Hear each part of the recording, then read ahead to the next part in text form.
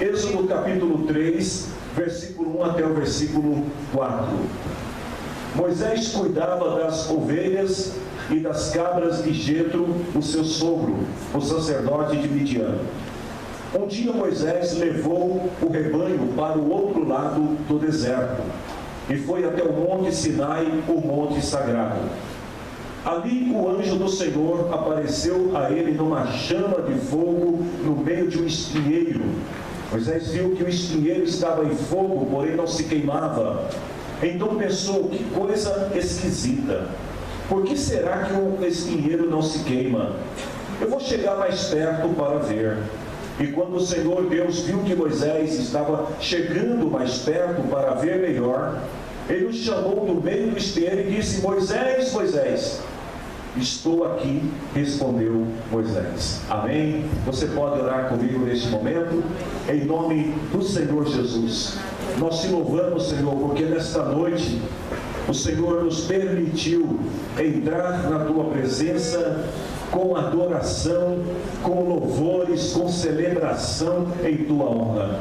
Nós te louvamos, Senhor, por cada um desses momentos que passamos aqui na tua presença, pelas boas palavras que também já ouvimos. E agora, Senhor, mais uma vez pedimos a ajuda do Teu Espírito Santo, a inspiração do Teu Espírito Santo, o poder do Teu Espírito Santo sobre esta casa, Senhor, sobre cada um de nós. Meu Deus, sobre a minha vida que estarei falando a Tua palavra, sobre a vida da Tua igreja que estará ouvindo, recebendo esta palavra, para que Teu Espírito, Senhor, possa nos dar o entendimento, a compreensão daquilo que será ministrado.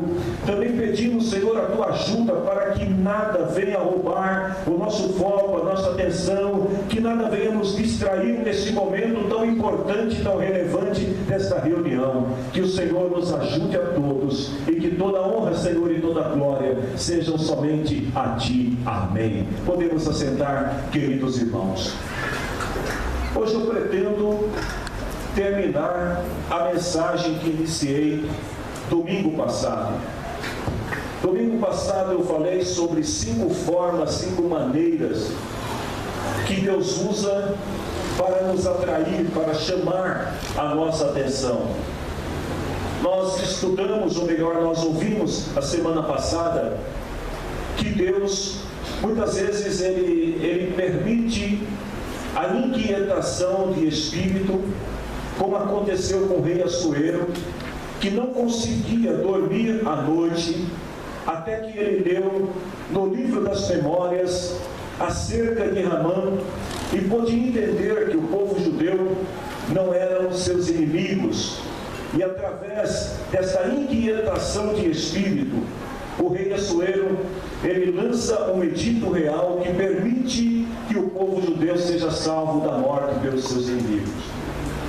Nós vimos também que Deus muitas vezes usa a palavra de alguém. Deus pode usar uma pessoa em especial para falar conosco e desta maneira chamar a nossa atenção. Nós vimos também que às vezes Deus, Ele derrama sobre nós alguma bênção incomum, alguma bênção especial, aquela bênção que você diz para o outro: eu não estava esperando por essa bênção. Ou seja, muitas vezes Deus nos presenteia com alguma coisa em especial para chamar a nossa atenção e revelar a sua bondade e a sua grandeza em nossa vida. Mas nós vimos também que às vezes a forma de Deus falar conosco é não respondendo às nossas orações, mas permanecendo em silêncio. E muitas vezes o silêncio de Deus é a melhor resposta que precisamos em determinados momentos da nossa vida. Nós vimos ainda que a decepção é uma outra maneira que Deus tem que tratar conosco, de chamar a nossa atenção, como no episódio de Moisés e os 12 espias que foram à terra prometida, e que no retorno lançaram um balde de água fria, deixaram Moisés frustrado, decepcionado com o testemunho daquelas pessoas em relação à conquista da terra prometida. Hoje, se Deus permitir, eu falo mais 5 formas, mais 5 maneiras e consigo concluir essa palavra. E eu quero começar falando exatamente sobre esse texto que nós acabamos de ler. Circunstâncias incomuns. Às vezes Deus usa de determinadas circunstâncias incomuns para chamar a nossa atenção. Moisés está no deserto e de repente ele observa um espinheiro se queimando.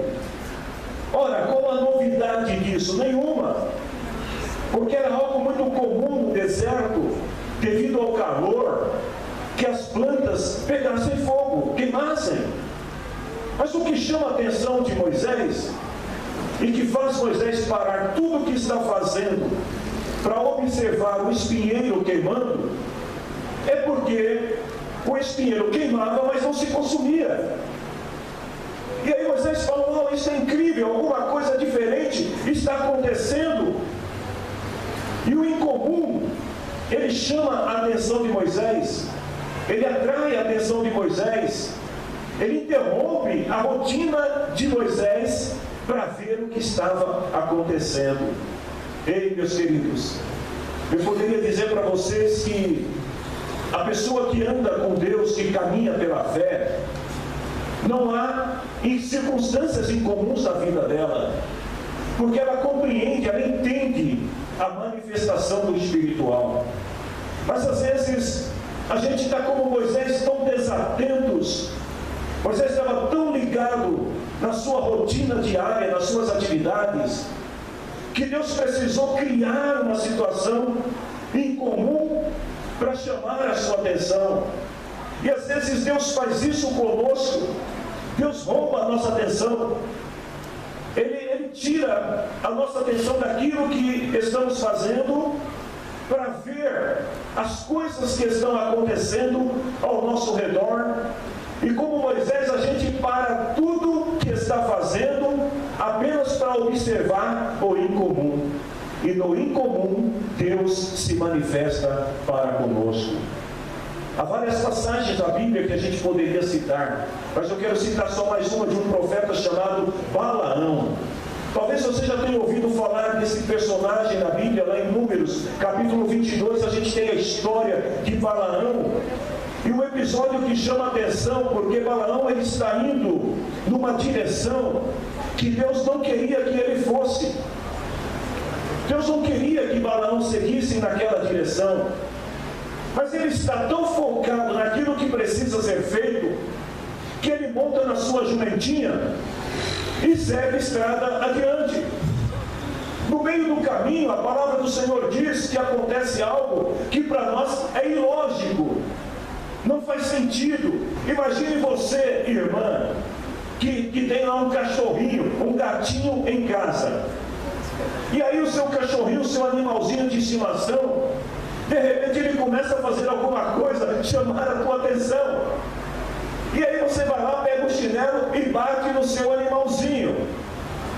O animalzinho vai para o cantinho, daqui a pouco ele volta de novo. E aí você dá aquela chinelada de leve, é claro, porque eu sei que pode ter alguém aí da Sociedade de Proteção aos Animais ouvindo a pregação e de repente vai falar: o pastor está incentivando os crentes a bater nos animais. Então você deu aquela batidinha de leve.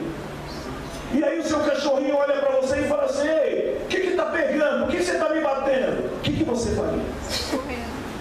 Sairia correndo. Então lá também Balaão está aí, de repente a jumenta, ela se atraca e não sai do lugar. Ele bate nela a primeira vez, a jumenta anda mais um pouco novamente, e então pela terceira vez, porque a jumenta estava vendo aquilo que Balaão não enxergava. É interessante que um animal irracional está vendo melhor a manifestação do espiritual do que o cara que era profeta. E aí a palavra de Deus diz que quando ele bate a terceira vez, a jumenta fica irritada. E ela vira para ele e fala assim: por que você está me batendo? Eu vou dizer uma coisa para vocês: se eu fosse Balaão, eu sairia correndo e nunca mais queria ter conversa com essa jumenta. Mas quando ele ouve a jumenta falando, a Bíblia diz que ele percebe que é o Senhor que está querendo dizer alguma coisa para ele. Aquilo que parecia ilógico, aquilo que é incomum, aquilo que foge da natureza normal, E a palavra do Senhor diz que então o anjo do Senhor se manifesta e diz para ele assim: por que você está batendo na jumenta? Eu vim, porque eu vim como se eu fosse teu inimigo. Na verdade, o anjo diz assim para ele: olha, eu queria fazer você voltar dessa viagem. Eu queria fazer você voltar, mudar de decisão. Mas você é muito teimoso. Eu tentei parar sua jumenta, não consegui. E aí ele diz assim: a jumenta se desviou de mim, porque se ela não tivesse se desviado, eu já teria matado você. Ei, queridos, às vezes Deus cria situações incomuns na tua vida para mostrar para você que Ele quer falar com você, que Ele quer se revelar para você. Talvez a rota, a direção que você está indo, não seja a direção que Deus tem para a sua vida.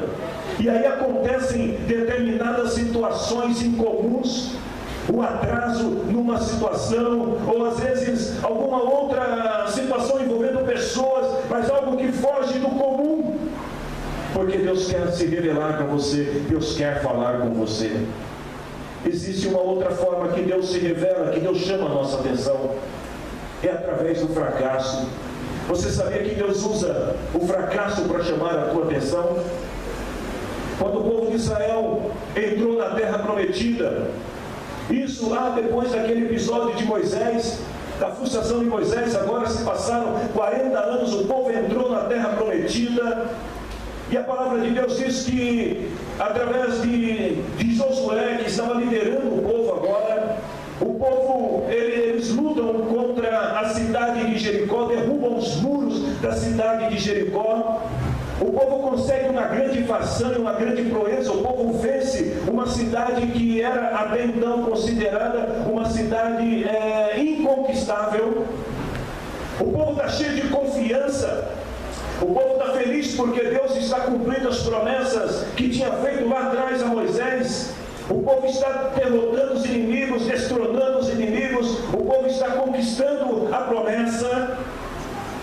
E no meio de toda essa euforia, o Senhor diz para Josué assim: Josué, os tesouros de Jericó deverão ser consagrados a mim, o Senhor, deverão ser entregues para mim. Mas no meio do povo havia um homem chamado Acã, e esse homem decide tomar, se apropriar indevidamente de algumas coisas que não lhe pertenciam, porque os tesouros deveriam ser entregues ao Senhor, e o restante deveria ser destruído. Mas Acã, ele pega e ele fica ali com aquelas coisas escondidas na sua tenda, e por causa da autoconfiança do povo, o povo continua indo à guerra e continua vencendo as suas batalhas, e de repente eles se deparam com uma cidade chamada Ai, e o povo está se preparando para ir à guerra contra Ai, e eles percebem que aquela cidade é uma cidade pequena, uma cidade frágil, uma cidade fácil de ser tomada, de ser conquistada. Então eles reúnem um grupo de soldados, sem nenhuma estratégia, sem consultar o Senhor antes, sem pedir direção a Deus. O povo, a autoconfiança, ela leva muitas vezes as pessoas a tomarem decisões sem consultar ao Senhor. A pessoa que se julga autoconfiante, muitas vezes, ela sai tomando decisões deliberadamente, e as coisas vão dando certo até o momento em que ela se depara com Ai no caminho. E o povo de Israel vai para aquela batalha, e aquilo que parecia ser uma guerra fácil de ser vencida, o inimigo fácil de ser derrotado, de repente o povo é vencido pelos habitantes da cidade de Ai. Você quer saber qual foi o resultado de tudo isso? Fracasso total. Sabe aquele povo que foi todo cheio de euforia, todo cheio de alegria, aquele povo que estava com a confiança lá em cima, eles voltam agora cabisbaixos, envergonhados e desanimados. O fracasso da batalha contra Ai provocou uma reação do povo. Queridos, às vezes Deus faz você perder uma guerra apenas para você se lembrar que Deus é Senhor na tua vida. Às vezes Deus permite que você seja humilhado em determinada situação, apenas para provar a você que Deus é que é o Senhor da tua vida, que a estratégia tem que vir de Deus, o plano tem que vir de Deus, a direção tem que vir de Deus, o comando tem que vir de Deus. Mas esse povo agora, diante da vergonha, perante os seus inimigos, eles vão correndo falar com Josué.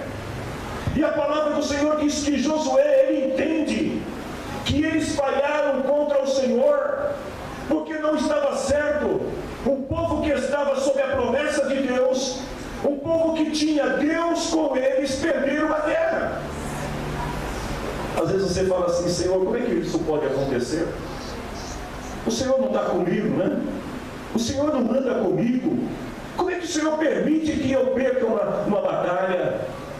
Josué fez aquilo que todos nós deveríamos fazer. Ele rasgou as suas vestes, como sinal de humilhação. Ele entrou na presença de Deus. Ele se prostrou diante do Senhor. Ele queria saber qual era a razão do fracasso. Enquanto alguns entre o povo estavam reclamando, enquanto alguns entre o povo estavam desanimados, Josué estava fazendo aquilo que o homem e a mulher que Deus faz quando se confronta com uma batalha e perde a batalha. Ele foi buscar a resposta de Deus. E o Senhor Deus disse para eles que eles tinham perdido aquela batalha, porque no meio do povo havia um homem que tinha desobedecido a ordem do Senhor. O fracasso de Israel perante a cidade de Ai foi o meio que Deus usou para levar o povo ao sucesso. Deixa eu te dizer uma coisa nessa noite. Se você tem fracassado em alguma área da sua vida, escute, torna você uma pessoa fracassada. Amém? Você pode repetir comigo, diga: o fracasso não me faz uma pessoa fracassada. Você crê nisso? Então aplauda o Senhor e glorifique o nome do Senhor. Perder uma guerra não significa que Deus se esqueceu de você. Mas muitas vezes, queridos, Deus nos permite vencer grandes batalhas, e de repente a gente trava diante de uma adversidade tão pequena, de uma situação tão simples que poderia ser resolvida tão tranquilamente. Mas Deus permite isso porque às vezes nós esquecemos de consultar ao Senhor, nós esquecemos de buscar a estratégia de Deus, nós esquecemos de fazer exatamente aquilo que Josué fez, que foi ir, rasgar as suas vestes, se humilhar diante do Senhor e reconhecer que se alguém poderia lhes dar vitória, não era o povo, mas era Deus. O fracasso é um método que Deus usa para deixar bem claro que nós não somos capazes de absolutamente nada se o Senhor não estiver conosco. João capítulo 15, versículo 5, Jesus disse para os seus discípulos: sem mim vocês não podem fazer nada. Se o Senhor não estiver conosco, se o Senhor não for conosco, se Deus não estiver à frente, nós não podemos fazer nada. Mas entenda isso, que o fracasso não é o fim. O fracasso é apenas um momento, uma situação, uma forma de Deus chamar a tua atenção para que você se volte novamente para o Senhor e possa conquistar os inimigos que estão à sua frente. Tem uma terceira situação que Deus usa para chamar a nossa atenção. E essa semana eu tive uma experiência com alguém que passou exatamente por esse método de Deus na sua vida. Eu estava meditando nessa palavra e falei: Senhor, eu queria falar sobre tudo, mas isso aqui é uma parte que eu sei que alguns podem não concordar. Mas você sabia que às vezes Deus cria crises financeiras para chamar a nossa atenção? Eu estava falando com um amigo meu essa semana, eu pedi aos irmãos que orassem por ele. Porque dentro de um mês, ele perdeu 25 milhões de reais. Ele começou o mês com um patrimônio pessoal de 25 milhões e terminou o mês sem nenhum centavo no bolso, morando de favor na casa de uma pessoa. Aí você diz assim: pastor, ele ficou louco, ele se matou? Não. Conversando com ele, ele me disse: irmão, eu percebi o quanto eu tinha me afastado de Deus. O dinheiro, a riqueza foi me envolvendo de tal maneira que quando eu me dei conta, eu estava muito longe do Senhor. E Ele dizia para mim: eu creio que Deus vai me restaurar na mesma medida em que eu me voltar para Ele. Queridos, às vezes, olha a palavra que o Senhor colocou no meu coração. Às vezes Deus estraga as nossas finanças. Sabe o que Deus faz? Deus rasga a tua finança no meio. Ele joga fora, ele acaba com tudo, apenas para chamar a tua atenção e mostrar que Ele é Deus da tua vida. Lá no livro de Juízes, nós vamos encontrar várias vezes a palavra do Senhor dizendo que naquele tempo o povo andava à revelia, não havia alguém que pudesse dirigir o povo, e a Bíblia diz que cada um fazia o que bem entendia. E a consequência das pessoas fazerem o que bem entendiam acabou levando o povo a se distanciar de Deus. As coisas estavam caminhando muito bem para o povo depois de um período de conquista da terra. Agora veio um tempo de refrigério, um tempo de paz.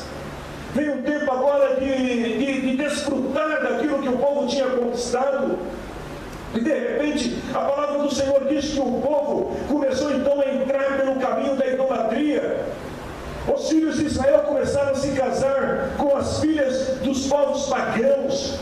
E de repente o povo já não estava mais buscando ao Senhor como deveria, já não estavam mais consultando ao Senhor acerca das suas decisões. Juízes capítulo 6.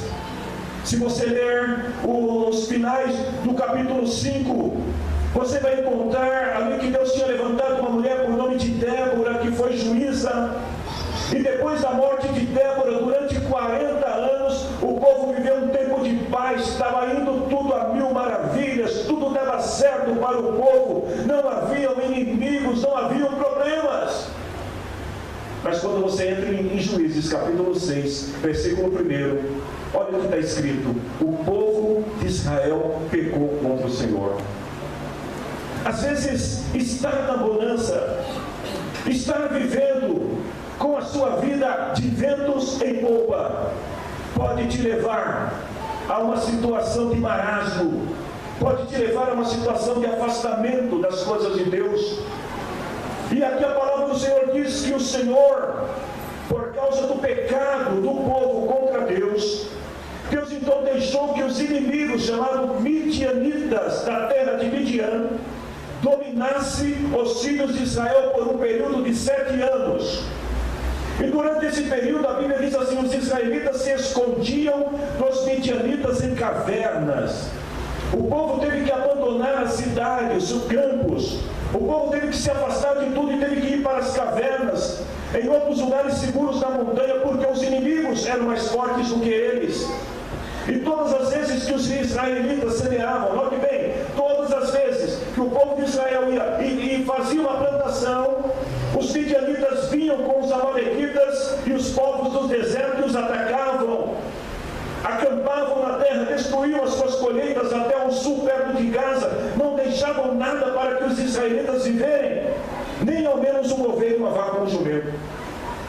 Tudo que o povo fazia, Deus permitiu que o inimigo fosse lá e arrastasse, tirasse tudo, roubasse tudo.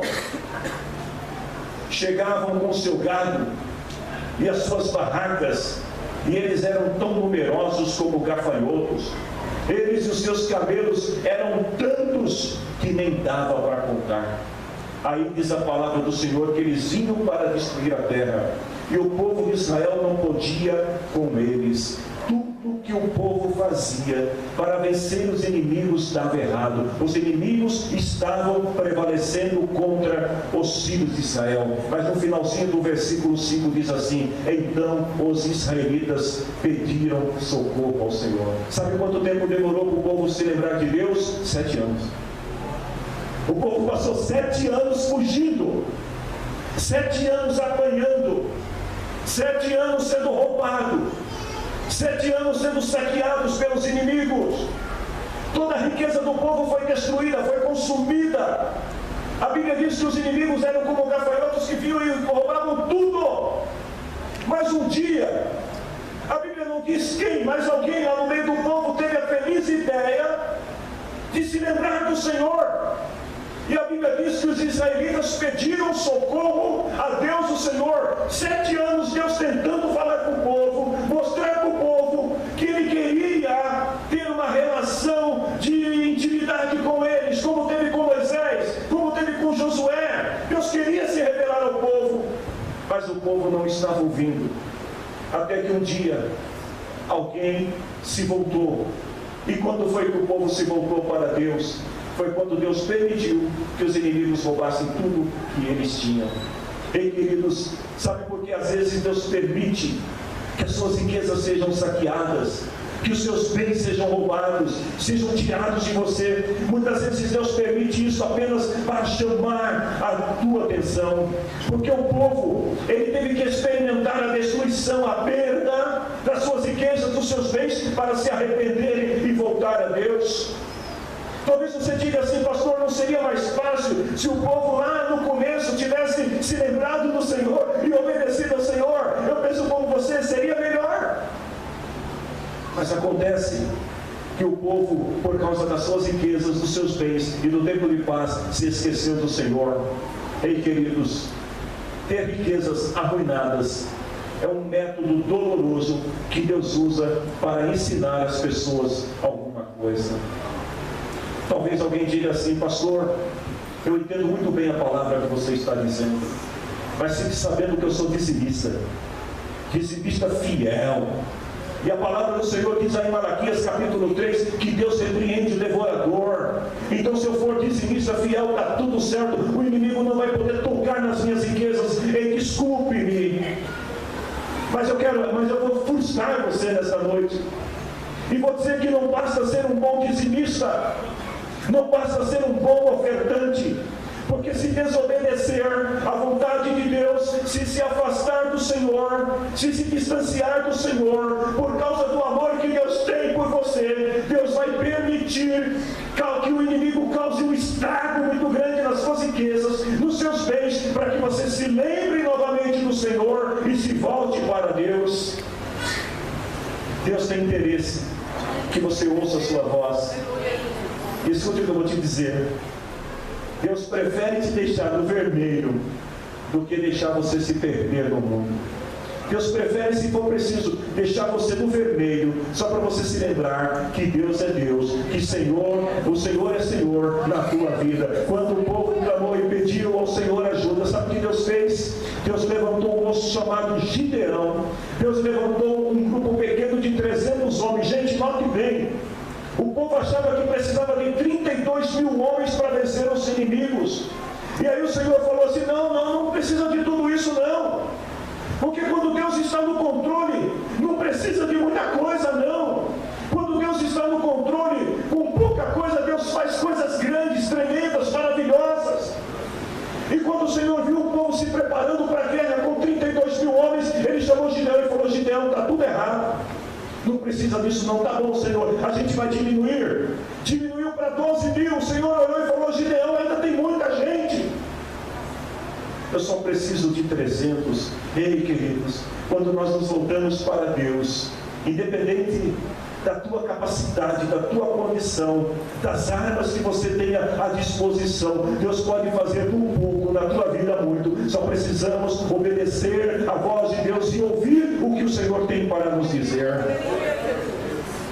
Eu tenho mais duas coisas, duas maneiras que Deus usa para falar conosco, que Deus chama a nossa atenção. E talvez essa ainda seja um pouco mais delicada do que essa que eu acabei de falar, porque muitas vezes Deus usa a tragédia como método para chamar a nossa atenção. Talvez você diga assim: pastor, tragédia. Números capítulo 21, versículo 4 até o versículo 7. O povo de Israel tinha saído do Monte Or, pelo caminho que vai até o Golfo de Acaba, para dar a volta em redor da região de Edom. No caminho, olha só o que aconteceu. Deus está guiando o povo pelo caminho do deserto. Deus está levando o povo por um lugar considerado seguro, porque Deus estava na direção. Mas quando chega aqui, diz assim, que no caminho o povo perdeu a paciência. Deus está guiando o povo pelo caminho, está indo tudo bem, mas no meio do caminho o povo perde a paciência. e começa a falar contra Deus e contra Moisés. Note bem, guarde isso. Deus estava guiando o povo pelo caminho que ele considerava seguro. Mas no meio do caminho, o povo se rebela, o povo se volta contra Deus e contra Moisés. E começam a dizer: porque Deus e Moisés nos tiraram do Egito? Será que foi para morrermos no deserto, onde não há pão nem água? Já estamos cansados desta comida horrível. Aí o Senhor ouviu a reclamação do povo. Sabe o que Deus fez? Deus causou uma tragédia. Como assim, pastor? Deus causou uma tragédia no meio do povo. A Bíblia diz que Deus mandou serpentes venenosas que se espalharam no meio do povo. E essas serpentes começaram a morder o povo e matar o povo. E quando o povo começou a morrer, o que eles fizeram? No meio da tragédia, o povo foi falar com Moisés. E aí vem a reação do povo. O povo vai falar com Moisés. E sabe toda aquela ira que o povo estava, aquela revolta, aquela indignação que o povo estava, aquela reclamação sem sentido? Acabou.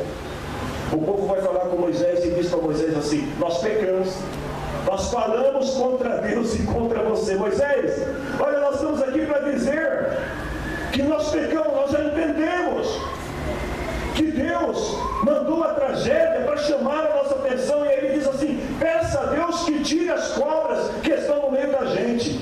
Moisés orou em favor do povo. E a palavra do Senhor diz que quando o povo se arrependeu e quando Moisés orou, o Senhor tirou a tragédia. Talvez você ache estranho e diga assim: pastor, mas como que Deus pode usar uma tragédia para chamar a atenção de alguém? Tente olhar pelo filtro espiritual. Não da forma natural, mas tem que olhar pelo filtro espiritual. Veja bem, o povo está reclamando. E do que o povo está reclamando? O povo está reclamando porque Deus mandou eles por um caminho seguro. O povo está reclamando porque, embora o deserto fosse um lugar seguro, na verdade o povo não está entendendo que caminhar pelo deserto significa caminhar em segurança com Deus. Porque às vezes Deus te leva por alguns caminhos, e no meio desse caminho, que aqui diz que foi exatamente no meio do caminho que o povo começa a reclamar. Às vezes Deus te leva por um caminho, e no meio do caminho você começa a dizer: Senhor, olha, não dava para ter me levado por um outro caminho. Senhor, tem outros caminhos melhores. O povo está questionando a Deus. Então note bem, o povo não percebe que Deus estava guiando eles por uma estrada segura. E quando Deus tira a mão e fala para o povo: caminhe com as suas próprias pernas, sejam guiados pela experiência de vocês, façam da maneira que achar melhor, o que vai acontecer? Tragédia, queridos. Porque toda vez que a gente se habilita ou se arrisca a querer entrar por um caminho sem ter a presença de Deus, escute isso, é tragédia na certa. Toda vez que a gente toma uma decisão de querer ir por um caminho que Deus não quer que a gente vá, a tendência natural é que dê tudo errado. E o que Deus faz aqui? Vocês estão reclamando porque a água do deserto não está boa? Vocês estão reclamando porque o caminho pelo deserto é mais longo? Então tá bom, eu vou tirar a minha mão. E quando Deus tira a mão, eu diria para vocês que as serpentes já estavam lá no deserto. Porque o deserto é um lugar cheio de serpentes. Mas enquanto Deus está com a mão sobre o povo, as serpentes não picam o povo. Mas quando Deus tira a mão, as serpentes se manifestam. E quando o Senhor tirou a mão, o povo começa a morrer. A tragédia vem sobre o povo. Mas olha que coisa interessante que acontece. Ainda em Números, no mesmo capítulo, no versículo 17 e 18. O povo se arrependeu. E o resultado do arrependimento do povo, da experiência que o povo teve através da tragédia, a Bíblia diz que o povo ficou animado, gente. Depois do povo descobrir que não dava para andar no deserto sem a proteção de Deus, a Bíblia diz que o povo ficou animado.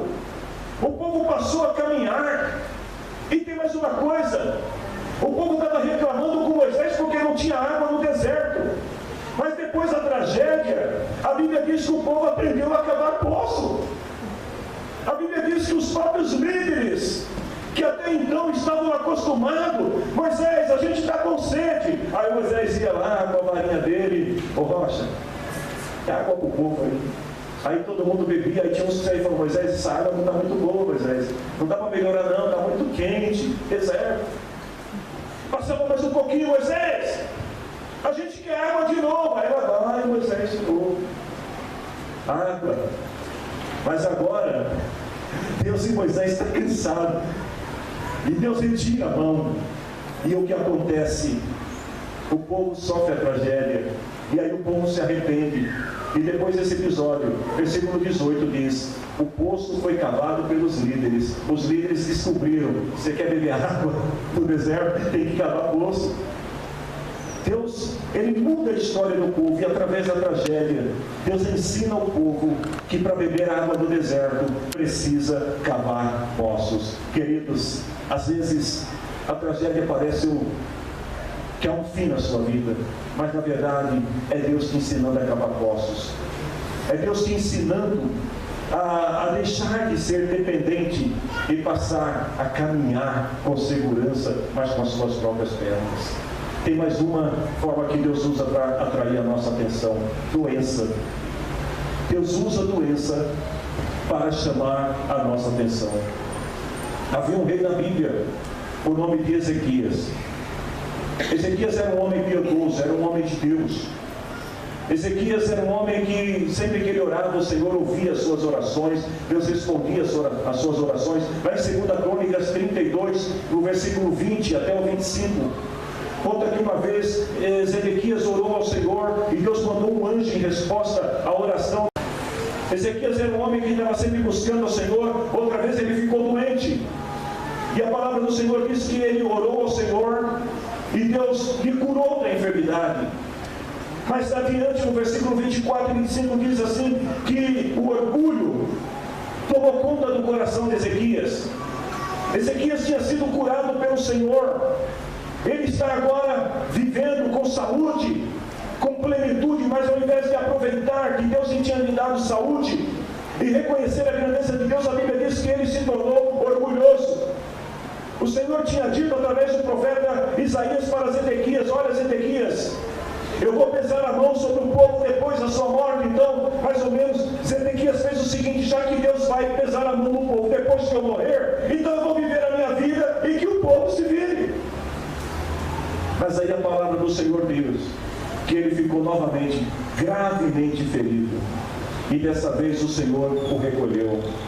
Por que Deus curou Zedequias a primeira vez e não o curou da segunda vez?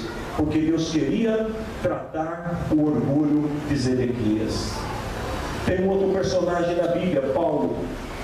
Paulo teve um encontro com Jesus, e desse encontro com Jesus, tem muita gente que tem encontro com Jesus e é curado. Tem muita gente que tem encontro com Jesus e acontecem coisas tão boas, mas com Paulo foi diferente. Paulo teve um encontro com Jesus e sabe o que aconteceu? Ficou cego. Paulo teve um encontro, e naquele encontro Paulo fica cego por 3 dias. Atos capítulo 9, versículo 17 até o 20. E Paulo é guiado até a casa de um homem chamado Ananias. Paulo está cego, por 3 dias ele é guiado pelos seus homens. Mas quando ele chega na casa de Ananias, o Senhor usa Ananias, que ora por Paulo.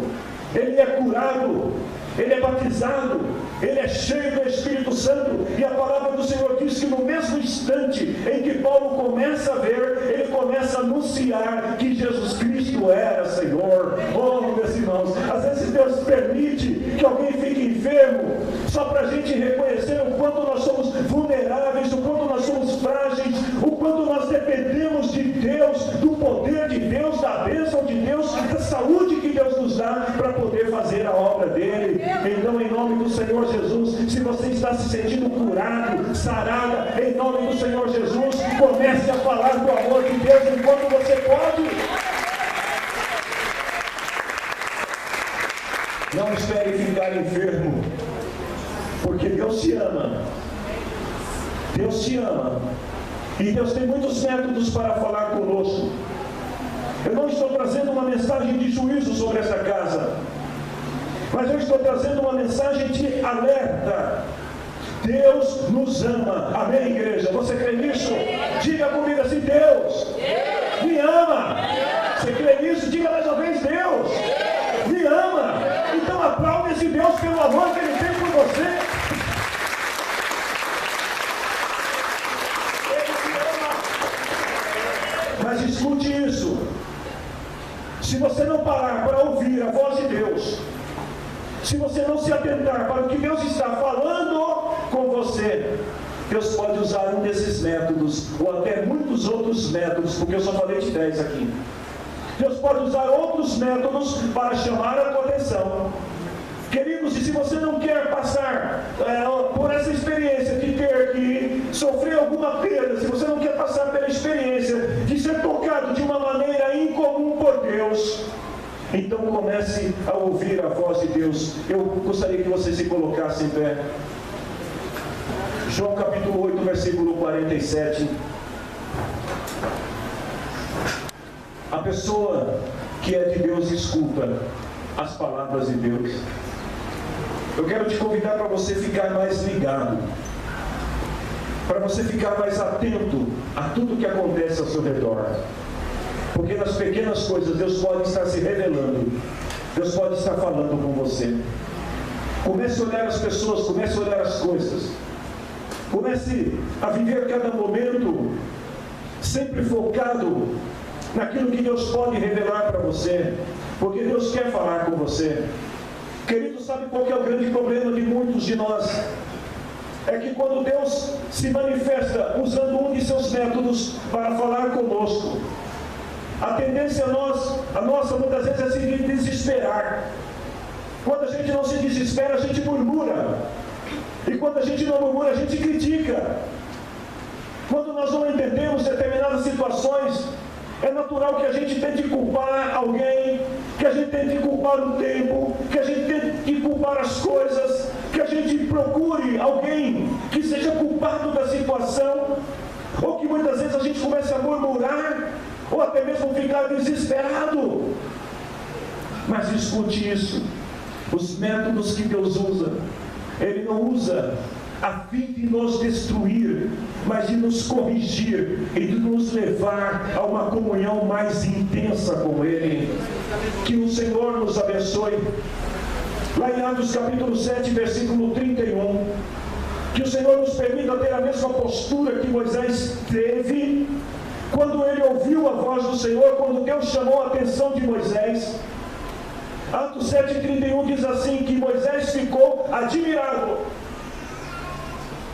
Escute, Moisés não ficou revoltado, Moisés não ficou murmurando, Moisés não ficou reclamando, Moisés não ficou apavorado, Moisés não teve medo, Moisés ficou admirado com o que estava vendo e chegou perto.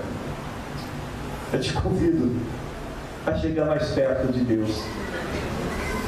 Moisés teve aquela curiosidade que todos nós devemos ter em cada situação que acontece na nossa vida. Senhor, o que o Senhor está querendo me dizer? Moisés chegou mais perto para ver melhor. E quando ele chegou mais perto, a palavra do Senhor diz que então ouviu a voz de Deus. Chegue mais perto. Não é necessário do seu lugar, não. Chegue mais perto de Deus. Chegue mais perto, observe melhor. Porque às vezes você pode estar culpando alguém, você pode estar culpando alguma situação, mas na verdade o que está acontecendo na tua vida é Deus chamando a tua atenção. Chegue mais perto, escute o que Deus tem para dizer. E para finalizar, Ezequiel capítulo 1, versículo 1, o profeta teve uma visão. Ele disse que o céu se abriu, Deus se manifestou através de uma visão. Quando ele teve a visão, ele caiu e encostou o rosto no chão e ouviu a voz que lhe dizia. Olha a postura desse profeta. Ele está no templo do Senhor. Deus se manifesta para ele. Qual que é a sua reação quando Deus fala com você? Qual é a sua reação quando Deus se manifesta para você? A palavra do Senhor diz que ele caiu em terra, colocou o rosto no chão como sinal de humilhação, de reverência, e então ouviu o que o Senhor queria lhe dizer. E a palavra do Senhor foi essa: eu quero falar com você. Oh, que lindo, irmãos! Você já pensou? Você chegar em casa hoje e na hora que você for se deitar, você começar a pensar em alguma coisa que está acontecendo na tua vida, e de repente fazer como Ezequiel: Senhor, eu me prostro diante do Senhor, eu reconheço o Senhor como meu Deus. E aí você começa a falar, e de repente você ouvir a voz de Deus falando no teu coração, na tua alma, dizendo: eu quero falar com você. E ele diz que enquanto a voz falava, o Espírito de Deus entrou nele. Por que o Espírito entrou? Porque só podemos compreender a voz de Deus se a gente tiver o Espírito de Deus. Pense que a mensagem de Deus, ela é uma mensagem codificada que não pode ser compreendida de modo natural, precisa ter o Espírito. E quando ele ouve a voz, o Espírito entra no coração dele, na mente dele. Ele diz assim que o Espírito o colocou em pé, e eu ouvi a voz do Senhor. Oh, aleluia! Que nesta noite, queridos, nós possamos nos voltar mais para o Senhor e entender que Deus nos ama e Deus quer falar com você. Amém? Se volta para o irmão que está do teu lado aí, você vai orar por ele agora. Mas antes de orar pelo teu irmão, diga para ele assim: Deus quer falar com você. Deus pode usar a tua boca agora para falar com o teu irmão, sabia disso? Então, em nome do Senhor Jesus, nós vamos daqui a pouco cear a ceia do Senhor. E agora é o momento de você liberar a palavra de Deus que está no teu coração, na tua boca, sobre a vida do teu irmão, e abençoar ele agora em nome de Jesus. Comece a orar pelo teu irmão agora. Presbítero Donizete, não ore sozinho não. Vem cá, ore comigo. Comece a orar agora pelo teu irmão, pela tua irmã agora. Peça uma palavra de bênção sobre a vida dele, em nome do Senhor Jesus.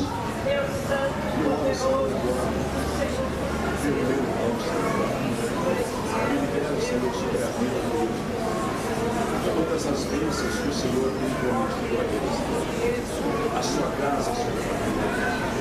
Meu Deus, e que neste momento o teu Espírito Santo, Senhor, possa formar ele de uma maneira muito especial, muito poderosa, e que o poder do Senhor venha agir através da vida dele, que a glória do Senhor venha sobre ele, meu Deus, para capacitá-lo cada dia mais, cada vez mais, para servir, Senhor, a tua igreja, para servir o ministério que o Senhor tem chamado ele.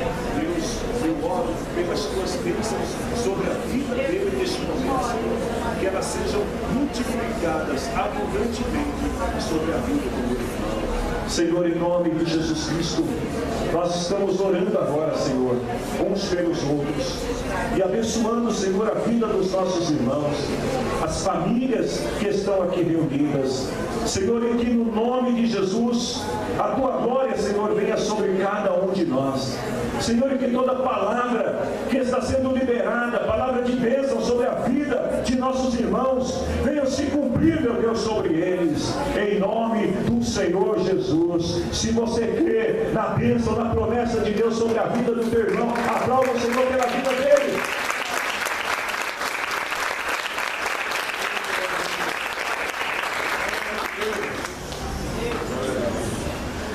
Eu quero te convidar para permanecer em pé, em o nome de Jesus. E nós vamos agora abrir a palavra do Senhor no livro de 1 Coríntios, a partir do verso 23. Eu gostaria de pedir, Marcos, se você puder agora, meu querido, vir aqui um pouquinho, pode vir? Fica aqui com a gente também. Graças a Deus. 1 Coríntios, capítulo 11, versículo 23. Fica aqui com a gente. Graças a Deus. Esse é um momento ímpar na história da igreja. É um momento onde nós vamos celebrar mais uma vez a morte e a ressurreição de nosso Senhor. Todas as vezes que a gente chega nesse momento, nesta reunião, o nosso coração deve se alegrar na presença do Senhor, porque Jesus Cristo morreu, mas ressuscitou e está diante de Deus intercedendo por cada um de nós. Nós estamos aqui, talvez tem algum de nós aqui que esteja aqui hoje, que chegou aqui tão fragilizado. Talvez você veio para a casa do Senhor hoje, sabe, eu não vou dizer amarrado, né, mas quase que, né? O Espírito do Senhor te incomodou, e aí você pensou, não, hoje eu não vou. Não, hoje eu vou furar no culto, né? Mas aí você ficou incomodado de tal maneira que você está aqui. E sabe por que você está aqui? Porque Deus te ama. E você está aqui para ouvir de Deus esta palavra, que o Senhor te ama e que na tua fraqueza o poder de Deus se aperfeiçoa, que na tua fraqueza a graça de Deus se revela sobre você, te perdoando e te dando forças para permanecer na presença de Cristo. 1 Coríntios capítulo 11, versículo 23 até o 26 diz assim: porque eu recebi do Senhor este ensinamento que passei para vocês, que o Senhor Jesus, na noite em que foi traído, pegou o pão, deu graças a Deus, depois partiu o pão e disse: isto é o meu corpo, que é entregue em favor de vocês, façam isto em memória de mim. Assim também, depois do jantar, ele pegou o cálice e disse: este cálice é a nova aliança feita por Deus com o seu povo. Aliança que é garantida pelo meu sangue cada vez que vocês beberem desse cálice. Façam isto em memória de mim, de maneira que cada vez que vocês comem desse pão e bebem desse cálice, estão anunciando a morte do Senhor até que Ele venha, até que Cristo volte. Amém, queridos? Nós vamos orar nesse momento. Eu vou pedir aqui hoje ao presbítero Donizete para orar pelo pão, ao presbítero Marco para orar pelos cálices. Amém? Amém, Jesus. Oramos. Senhor, meu Deus, meu Pai querido, nós precisamos agradecer até que o Senhor tenha falado nos nossos corações, mas nesse momento, meu Pai, estaremos ceando a ceia do Senhor, e o Senhor abençoa a vida de cada um que estará nessa noite e irá ceiar com a tua igreja, meu Pai. Nesse momento nós consagramos esse pão, que representa o pão, mas assim é quando nós consagramos, passa a representar o corpo do Senhor, que foi moído ali na cruz, meu Pai. Que haja vida após a gente estar ceando na vida de cada um, meu Pai, que seja revestido do teu poder. Amém. Querido Deus, queremos te dar graças, porque aqui apresentamos este suco. Ó Pai, que agora, ao apresentar a tua presença, Senhor, ele passa a um simbolismo, Pai, do teu sangue vertido na cruz, Pai.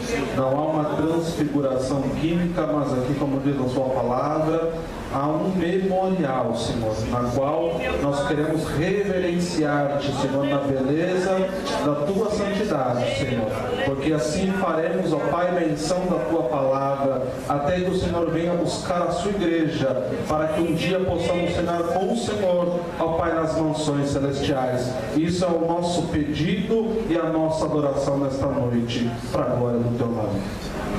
Amém, Jesus.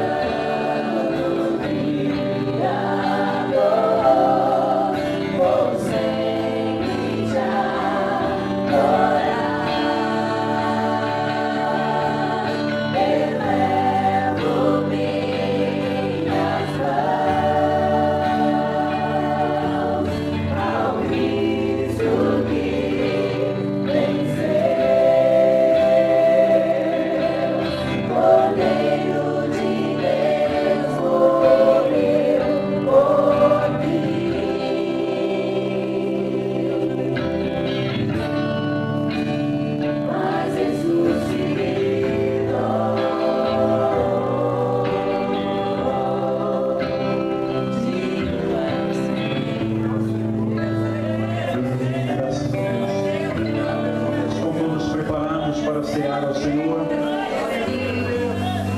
A palavra do Senhor diz: examine-se, pois, o homem, examine-se, pois, a mulher a si mesmo, e coma do pão e beba do cálice.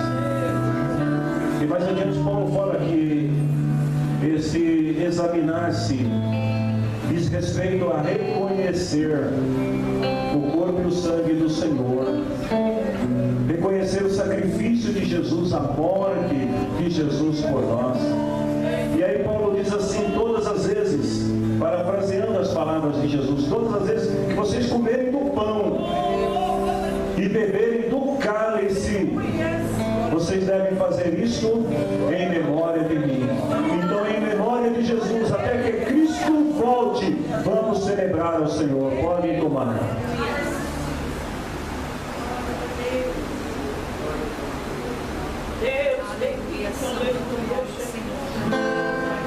Obrigado, Deus. O Senhor é o Cordeiro de Deus, o Cordeiro que tira o pecado do mundo. O Senhor é o Cordeiro que foi imolado para que os nossos pecados fossem purificados diante do Senhor. Tu és o Cristo, aquele que nos redime, aquele que nos reconcilia com Deus. Tu és a nossa vida, Tu és o caminho.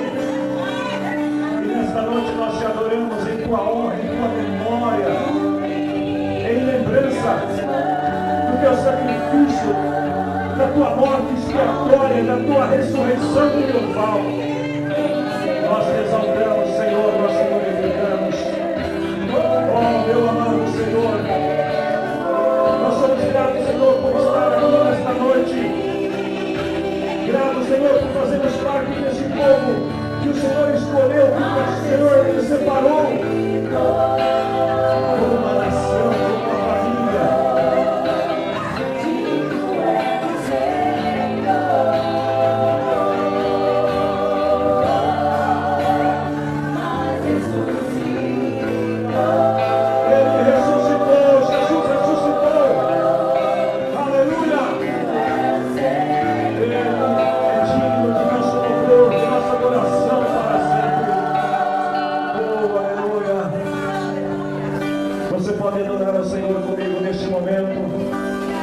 Então, por um minuto, adore ao Senhor. Por um minuto, glorifique o Senhor. Glorifique ao Deus que te salvou, ao Deus que te perdoou, ao Deus que te ajuda, ao Deus que ama você, ao Deus que usa meios, métodos, maneiras, formas diferentes para se relacionar com você e se revelar a você. Oh, aleluia! Que você leve esta palavra no teu coração.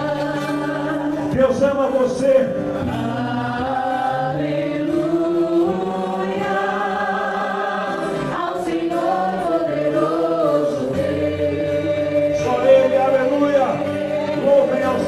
Neste momento,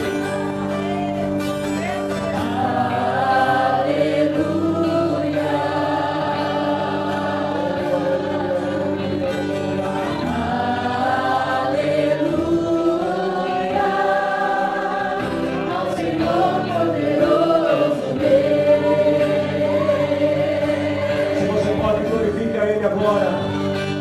Deixe que o Espírito de Deus venha sobre a tua vida, toda a tua vida.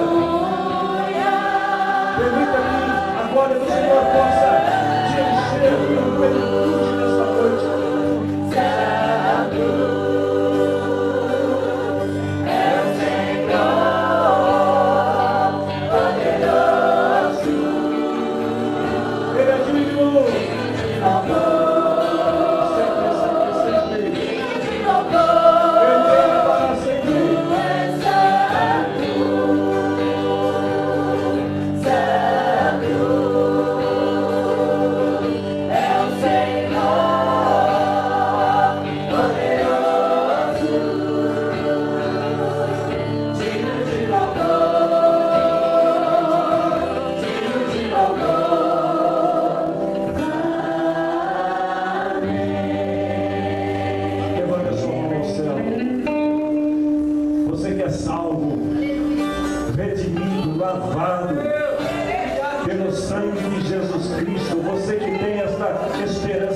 viva no teu coração.